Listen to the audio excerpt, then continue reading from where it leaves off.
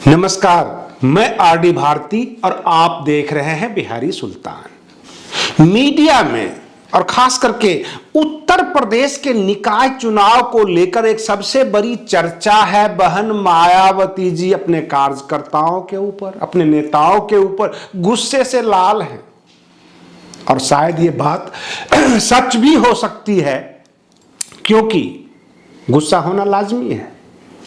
यह सपा के लिए भी न्यूज है और बसपा के लिए भी न्यूज है। भाजपा के द्वारा यह फैलाई हुई न्यूज है। मेन मीडिया इसे बड़े बढ़ चढ़कर प्रकाशित कर रही है कि बसपा हो अथवा सपा हो, ये 100% प्रत्याशी नहीं दे रहे हैं, इनको प्रत्याशी नहीं मिल रहे हैं। ये न्यूज बना हुआ है, लेकिन मैं इसको परत दर परत अपने दर्शकों के लिए खोलना चाहता हूं और इस पर चर्चा करना चाहता हूं आपके साथ भी। आप हमें महत्वपूर्ण कमेंट्स कर सकते हैं, बता सकते हैं। बहुजन समाज पार्टी के कहा जाता है कार्यकर्ता भी है, वोटर भी है, SC ST OBC माइनॉरिटीज सब इनके साथ हैं। इन्होंने 17 नगर निगम के जो मेयर पद का है प्रत्याशी, उसमें से 11 इन्होंने मुस्लिम प्रत्याशी दिए। ये तो आधा न्यूज है कि आपने नगर निगम में मेयर पद पर सभी प्रत्याशी दिए, जिसमें 11 मुस्लिम भी दिए हैं।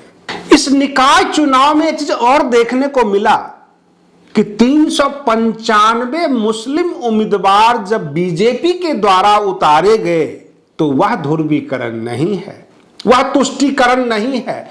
बसपा ने 17 में 11 मुस्लिम उम्मीदवार डाल दिए, तो ये तुष्टीकरण है, ये ध्रुवीकरण है। बहन जी जो है गलत कर रही हैं। चलिए इन चीजों को हटाते हैं। जो न्यूज निकल कर आ रही है कि बसपा प्रत्याशी नहीं उतार रही है।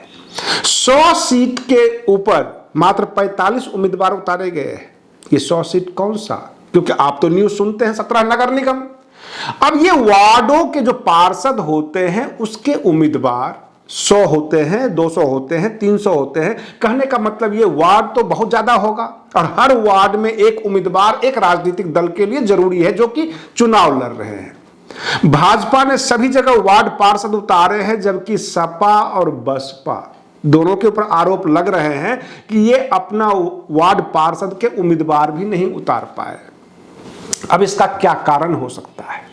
कारण जो शुरू से आरोप लगता रहा है कि बहन मायावती जी के स्टेज पर बैठने वाले नेता, स्टेज के चारों तरफ घेर कर खड़े होने वाले नेता केवल यही चाहते हैं कि अहम ब्रह्मोसी, मैं ही ब्रह्म हूं, मैं ही नेता हूं। लेकिन नेता बनता है कार्यकर्ता से, नेता बनता है मतदाता से। बसपा का वोटर है, सब कुछ है, लेकिन बसपा के बड़े नेता अपने से छोटे नेता तैयार नहीं कर पा रहे हैं। उसका घर परिवार नहीं देखते, उसका हालचाल नहीं पूछते हैं। मान लेते हैं एक एग्जाम्पल के तौर पर कि 10 वार्ड मिलाकर अथवा 100 वार्ड मिलाकर एक नगर निगम बनता है और आप मेयर बनने जा रहे हैं, तो 100 बोलने वाले वार्ड पार्षद आपके पक्ष में होने चाहिए। और जब तक आप उन्हें मजबूत नहीं करेंगे, नामांकन नहीं करवाएंगे, अपना टीम तैयार नहीं करेंगे, तो फिर कबड्डी कैसे खेलेंगे इस राजनीतिक कबड्डी को? अगर कोई नगर निगम का मेयर पद का प्रत्याशी है, क्या उसके पीछे और लोग नहीं है? क्या वे लोग उम्मीदवार तैयार नहीं कर सकते? सारा काम बहन मायावती जी को करना है, अथवा लखनऊ में बैठे नेशनल कोऑर्डिनेटर करेंगे। उम्मीदवार नगर निगम के जो बने हैं, जो जिला स्तर पर लोग हैं, क्या वो उम्मीदवार तैयार नहीं करते? जब चुनाव आने वाला होता है तो संभावित कैंडिडेट उन्हें मिलता नहीं है। जो इस तरह के आरोप लगे, और ये आरोप सच भी है, क्योंकि हर वार्ड में इनके अपने कैंडिडेट होने चाहिए, बूथ स्तर पर इनकी तैयारी होनी चाहिए। ऐसा नहीं होता।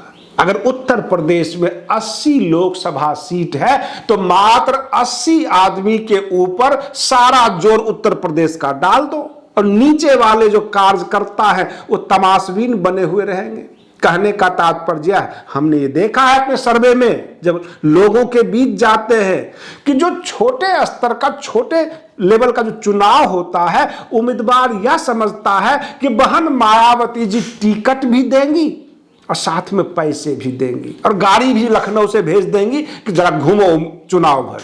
अगर यह सोच है तो फिर समाज को कैसे तैयार करेंगे? और समाज को ये संदेश क्या दे रहे हैं कि केवल तुमसे वोट चाहिए और बड़े नेता आएंगे, सब वोट दे दो, और नीचे स्तर का जो चुनाव है उसमें उम्मीदवार भी नहीं मिलता या नीचे स्तर पर काम करने वाले लोग नहीं है। क्या कारण हो सकता है कि वार्ड स्तर पर उम्मीदवार नहीं मिल रहे हैं? या वो सो रहे थे कि भाई चुनाव तो नगर निगम का है, मेयर पद के जो प्रत्याशी होंगे वो चुनाव लड़ेंगे, छोटे स्तर के क्या नेता नहीं है या उनमें कोई आकांक्षा नहीं है राजनीति करने की या अपने वार्ड को संभालने की?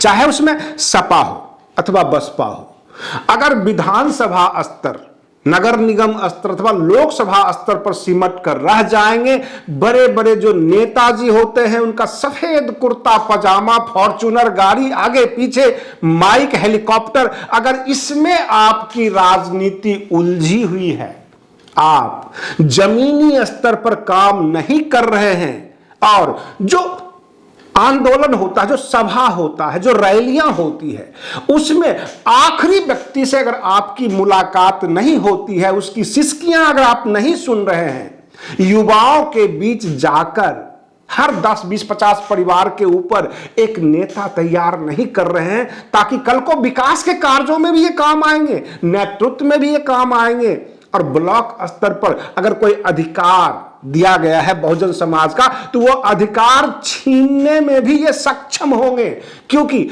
अधिकार मांगने की चीज नहीं है, अधिकार भीख में और खैरात में नहीं मिलती। नेतृत्व उससे छीनकर अपने समाज तक लाता है, अपने मोहल्ले तक लाता है, यही देखा जा रहा है। अगर मोहल्ले स्तर पर इनका नेतृत्व नहीं है, वार्ड स्तर पर इनका नेतृत्व नहीं है, तो फिर तो एक ही चांद है, जब उगेंगे तब ईद मनेगी। यानी बहन मायावती जी जब आपके जिले में जाएंगे, आपके रैलियों में जाएंगे, तब वोट पड़ेगा, अन्यथा बसपा हो अथवा सपा हो नहीं। यानी सपा के लिए अखिलेश यादव और बसपा के लिए बहन मायावती जी।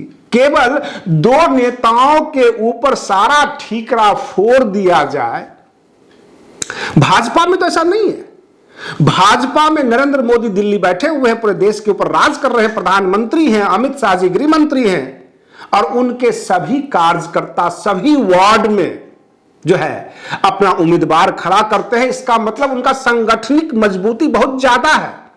और जो विपक्ष के राजनीतिक दल हैं उनमें सांगठनिक मजबूती का अभाव हुआ है, और इसीलिए इस तरह की खबरें निकल कर आ रही है।